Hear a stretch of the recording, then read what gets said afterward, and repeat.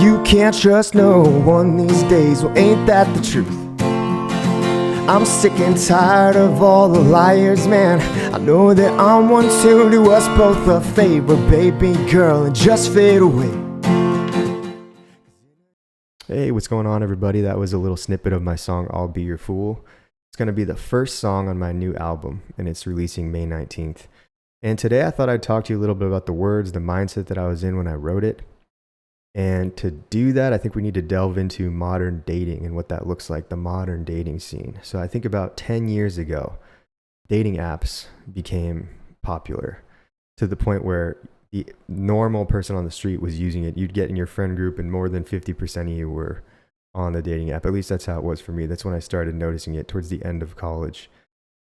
And for the advantages that these apps have, which is basically to cast a wider net, meet people that you wouldn't meet otherwise, I think there's quite a few disadvantages. And I would even go as far as to say it's a net negative for society and for specifically the generation that has grown up using them.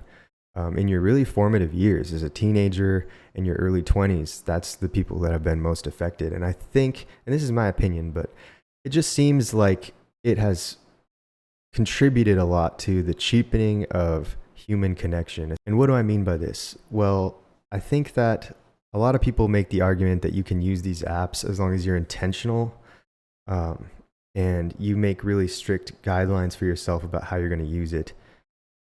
But the app itself is not designed to be used intentionally. It's kind of designed to prey on that lizard part of your brain where it feels good to get a little blinky light and it says, oh, you've matched. It's encouraging you to match with a bunch of people at once and to basically throw away all of the ones that don't reach that top spot, which is fine, but it's happening at a scale that has never really happened before in history. And so you basically have these mass rejections of people happening, and that's the norm. Maybe you've heard of ghosting, but it's this term that's been invented because of dating apps, essentially, where you'll be talking to somebody, maybe you'll even have gone out on a few dates, and then all of a sudden, they just stop responding to you. They disappear off the face of the planet. It's as if they are a ghost, and that's why it's called ghosting. And this is like normal behavior, right? It is normal now in dating culture to just be extremely rude and like inconsiderate of other people's feelings. And it's not even that it's anybody's fault. You know, you can't even blame anybody because they're being led to behave this way by the apps themselves and the surrounding culture, which is like, it's basically become a hookup culture.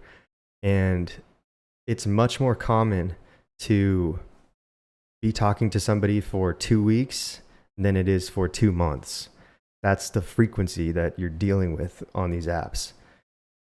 And even if you do end up in a relationship because of these apps, your brain has now been trained that at any moment you could get back on the app, you could replace the person that you're with. They are extremely replaceable, and you're that much less willing to actually work with your girlfriend, boyfriend to actually figure out what the problem is and work together to overcome that and become stronger. It's just much easier to throw them out and go find somebody else. You're in this endless cycle of discarding and being discarded. And I think that cheating is much more prevalent these days in young people's relationships, which just points to a lack of integrity overall. And again, I don't think this is anyone's fault. I think that this is something that has developed naturally in our generation and the younger generation because of these dating apps. It wasn't like this for the older generations, but it's because they didn't have these same tools and temptations that young people have now. So people more than ever are being hurt. Their innocence is being replaced with this jadedness towards dating and relationships and marriage. The divorce rate continues to increase, and you can really feel when you're in that whirlpool, that cyclone of dating in the modern era of like, what is the point? This is so stupid. Everyone that I meet is a liar.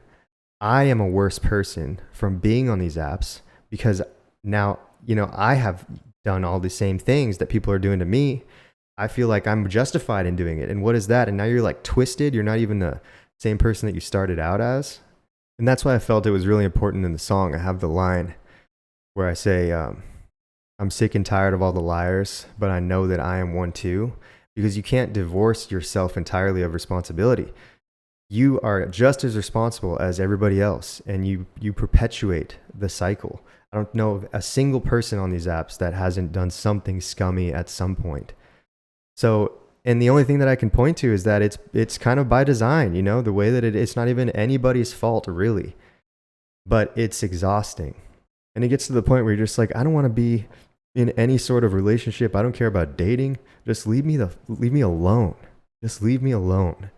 And that's where the song is coming from, is about all the traditional reasons that you hear about relationships not working out that are put on you and your kid. And on top of that, all the modern things that have been added. And yeah, you reach that point where you just want to be done with it and you don't even care. And you're just like, leave me alone. I don't want to even feel that spark of attraction, because all it does is lead to the same place that it's led me, a million times before, to sadness. So stay away. The walls come up, and that's kind of what the song is talking about. So it's a really cynical song, but there is truth in it, and that's why I really like the lyrics. And although I was probably not in the healthiest place when I wrote that song, it is a place that I think a lot of people go to naturally now. So hopefully my other songs that are more cheery and talk about the positives can convince you that it's not all bad. But I thought the song is very relatable for a lot of people. If you're feeling that way now, it does get better. Try to meet people more traditionally. I would never recommend dating apps to anybody at this point in my life. I think that you're much better off going the traditional way of meeting people, and if you can make that happen, you should. I think there's an element of bravery that's really important too with the traditional way of meeting someone. Like, you see somebody in real life, you have to find it within yourself to walk up to them, introduce yourself, put yourself out there.